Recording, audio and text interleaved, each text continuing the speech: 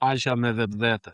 Sa prej jush mund të ndodheni në momente jo rehatie, kur ti nuk ndihesh rehat në atë çfarë ke bërë.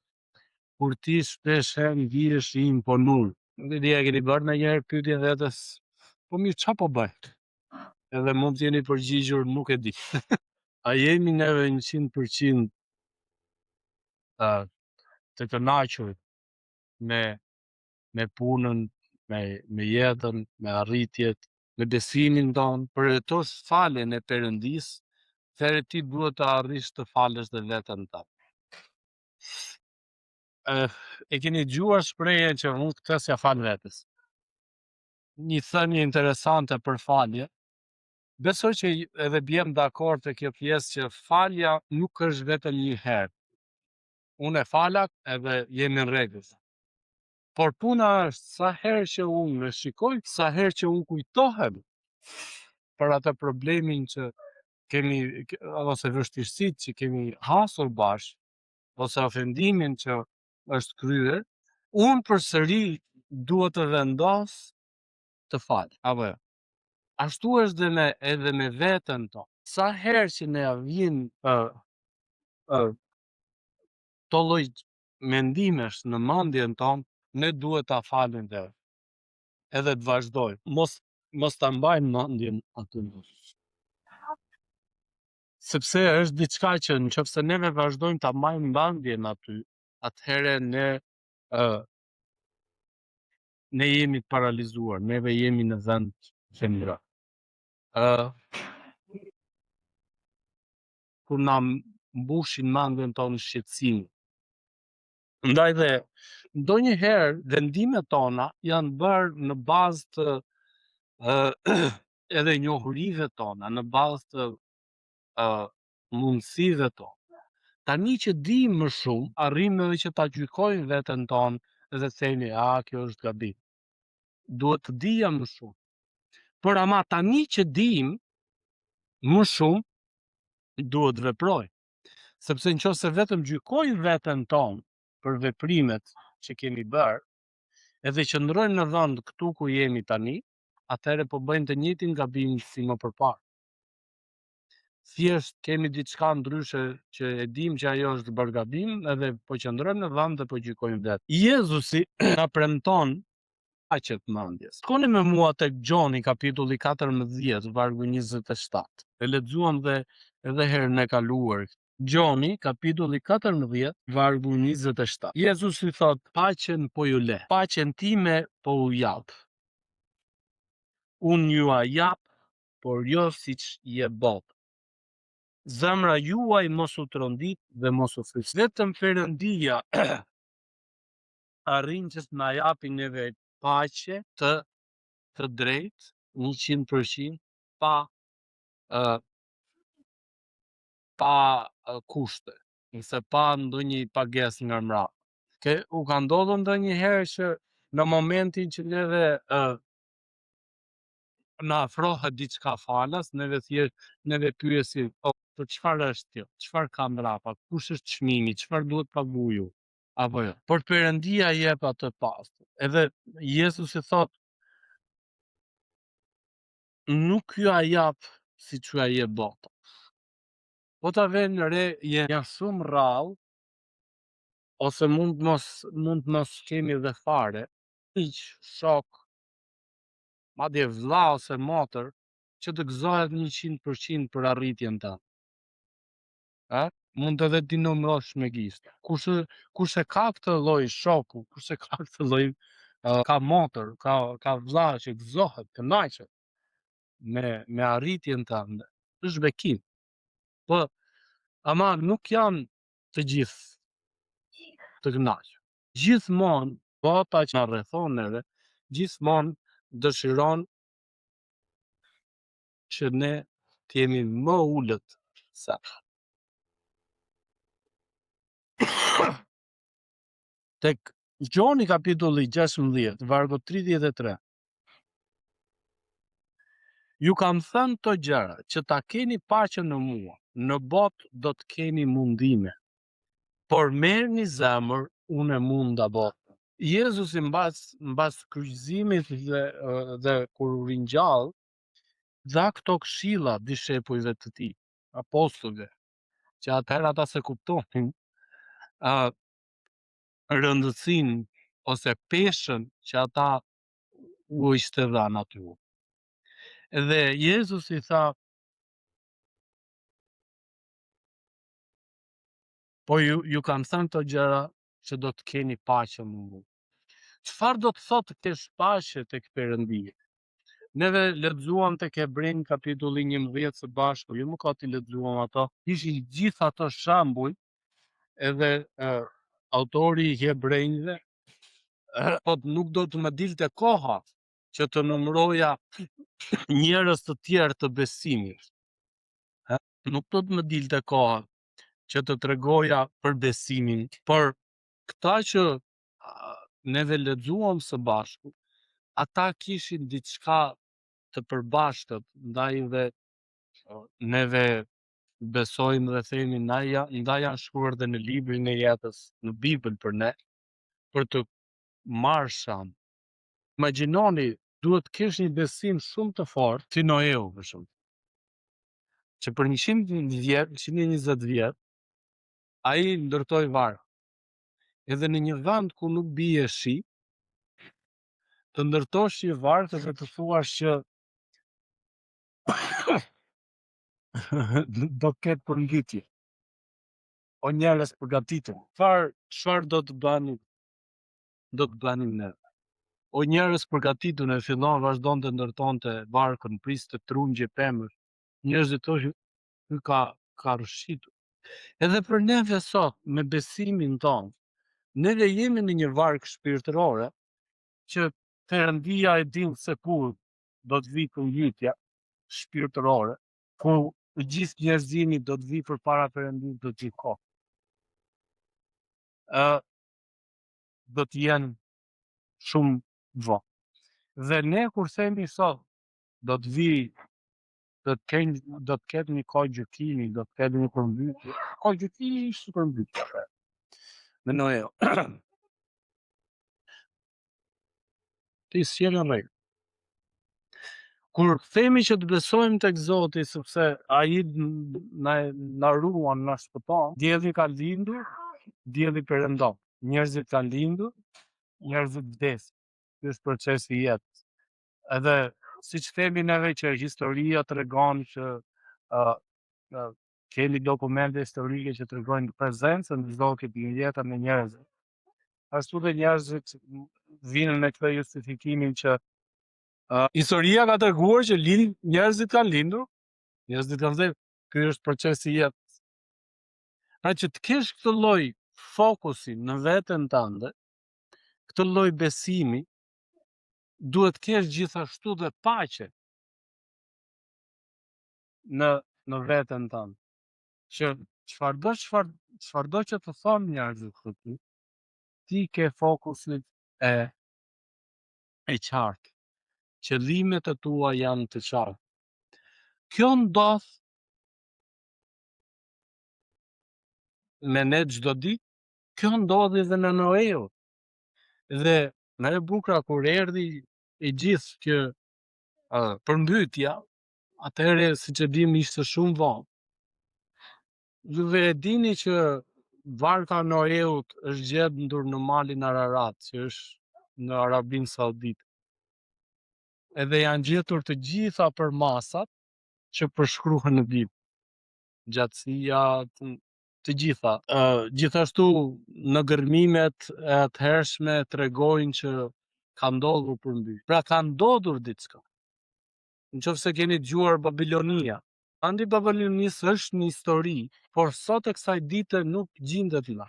Edhe vendi Babilonisë ishte një nga vendet më të pasura, më të populluara, domethënë, nuk e di se mund ta krahasojmë si Amerika sot, që të gjithë njerëzit e kishin ëndër të shkonin në Babilon. Por mbreti i atëhershëm mendonte që ishte Perëndia. Edhe Perëndia i çoi mesazh, mbretëria jote tha do të zhduket. Edhe dheu nuk do të mbigjë më atje. Edhe sot e kësaj dite ajo zonë atje është si është si shufu që nuk mbin asgjë, është shkretir komplet. Tek Hebrejt 11 neve lexuam që shumë njerëz zgjodhen që të ndiqnin besimin, zgjodhen që të kishin ato vuajtje të momentit, sepse e dinin se çfarë i priste. I priste shpërblimi me Perëndin. Edhe për neve sot. Jezusi na jep atë këtë lloj paqe të mendjes dhe na thotë të zgjedhim prioritetet tona, ti ndajmë ato kush është e saktë. Për shembull te Mateu kapitulli 6, vargu 31 deri në 34 na thotë mos u shqetësoni, por duke thënë çfarë do të ham, ose çfarë do të pim, ose me çfarë do të vishim. Kjo është një nga pyetjet që gjithë secili prej nesh një pyetje me 3 pjesë apo çfarë do të ham, çfarë do të fim dhe çfarë do të veshim. Këtë e kemi gjithkohë. Sepse janë paganët këta që kërkojnë gjitha këto gjëra, njerëzit jo besimtar. Ati juaj qellor, pra e di mirë se ju keni nevojë për të gjitha këto gjëra. Por para si të gjitha shkërkoni mbretërinë e Perëndisë dhe drejtësinë e tij dhe të gjitha këto gjëra do t'ju shtohen. Mos u brengosni pra për të nesërmen, sepse e nesmja do të kujdeset vetë për vete. Secilës ditë i mjafton pikëllimi vet. Neve kjo është e bukura jonë që realiteti ynë i hidhur ku neve nuk japim paqe vetes, qetësi shpirtërore. Neve shqetësohemi për të shkuarën, me thënë gjykojmë veten tonë për të shkuarën, shqetësohemi për të ardhmen, se çfarë do të ndodhi, se çfarë do të bëjmë, se çfarë do të ham, se çfarë do të veshim, dhe harrojmë të jetojmë të tasëm. Jemi të gjithë në një pellg, në një kazan. Tek Luka kapitulli 10 vargu 41, Jezusi na thotë, ishte rastin nëse ju kujtohet Marta me Maria, 2 motra, ata po shqetësoheshin dhe Marta ndaj që po bënte ato përgatitjet, sepse kishin ardhur njerëz në shtëpi, Maria zgjedh edhe të dëgjojë Jezusin derisa fliste. Dhe Marta e shqetësuar thotë i shkon dhe i thotë Jezusit, po mirë, pse nuk i thuaj pak motrës time të vijë të më ndihmoj. Jezusi i përgjigjet dhe i tha, Martë, ti po shqetësohesh dhe kujdesesh për shumë gjëra, por vetëm një gjë është e nevojshme dhe Maria zgjodhi pjesën më të mirë që asaj nuk do t'i hiqet. Marta priste jo vetëm që Jezusi ta urdhëronte ata se çoj të moj motrën, por edhe ta gjykon. Edhe Jezusi ja bëri shumë të qartë. Zgjodhi gjën më të nevojshme, më të mirë, por kjo gjë tha nuk do t'i hiqet. Domethënë harroje ti që ta gjykoj. Është i lill këtë mohabet. Pra Marta ishte shqetësuar dhe e trazuar për shumë gjëra. Shumë gjëra në fakt e mbysin aftësinë tonë për të dhënë fryt. Atë që nisa të them që në fillim që kur neve shqetësohemi dhe gjykojmë veten tonë për gjërat që kemi bërë dhe nuk kemi bërë, kemi bërë mirë, kemi bërë keq dhe themi nuk ja fali vetes edhe rrim gjithmonë në vend dhe e dim që ajo gjë nuk bëhet, më ne rrim në vend, mund ta bëjmë edhe ata njëjtën gjë. Një nga gjërat që e bëjmë të gjithë dhe është gabim, është që nuk bëjmë asnjë. Është që themi nuk bëhet. Ka mosh më merre me këtë punë. Nga krah tjetër i divanit. Kujtohesh bravo. Ka nga krah tjetër. Pali e kuptoi këtë gjë më së miri. Edhe në një nga momentet e tij që shkruan tek letra e Korintasve, nuk do ta lexojmë, por do ja sjell në vëmendje. Ai po tregonte, shiko tha, un jam rrallë me kamxhik. Un tha jam anija ku unë udhtoja u përmbyt dhe ndeta në ishull të pabanuar për 1 muaj. Edhe gjitha këto vuajtje, gjitha këto probleme, gjitha këto dhimbje, shqetësime, Pali thot, këto janë gjëra kalimtare. As që i mendoj fare. Si mund t'i quash ti gjëra kalimtare këto? Besoj që gjithë secili prej nesh mund të ketë pas një problem, një shqetësim, një vuajtje një nga shprehjen që përdorin nënat tona plakat, e thonë gjithmonë, to që kanë vujtun t'ja tregoj dheut ata, t'ja tregoj dheut, dhimbje të tmerrshme. Dhe Pali thot, këta e gjëra kalimtare. Për secilin prej nesh, të shkojmë të lexojmë pak tek Filipianët kapitulli 4 vargje 6 dhe 7, edhe do ta mbyllim së bashku. Pali kur shkruan këtë letër ai di çfarë shkruan. Ai shkruan nga përvoja e tij. Nuk është dikush që ka halucinacione, edhe thot falenderoni Zotin gjithmonë. Po ai ishte me vuajtje, me probleme, me shqetësime, faqja 214 tek Filipianët. Po të fillojmë që nga kapitulli 4 vargu 4 thot gëzohuni gjithnjë në Zotin. Kur e rrahen me kamxhik, gëzohuni gjithmonë në Zot. Kur e burgosën dhe e lidhen në të lloj forme siç ju tregova, Pali thoshte përsëri gëzohuni gjithmonë në Zot. U përmbyt varka në mes të detit. Neve shkojmë puna ceki që kam të ikën një qike ku gjipe, i bakuj edhe tanej. Po imagjino ti është në detit. Dhe ajo varka që do të marrë të çon nga pika A në pikën B, prishet, thyhet. Pali thot gëzohuni gjithmonë. Po e them përsëri gëzohuni. Butësia juaj le të njihet nga të gjithë njerëzit, Zoti është afër. Vargu 6. Mos u shqetësoni për asgjë, por në çdo gjë ja parashtroni kërkesat tuaja Perëndis me anë të lutjesh dhe përgjërimesh me falënderim. Dhe paqja e Perëndis që atë kalon çdo zgjuarësie do të ruaj zemrat tuaja dhe mendjet tuaja në Krishtin Jezus. Vargu 7 është kyç.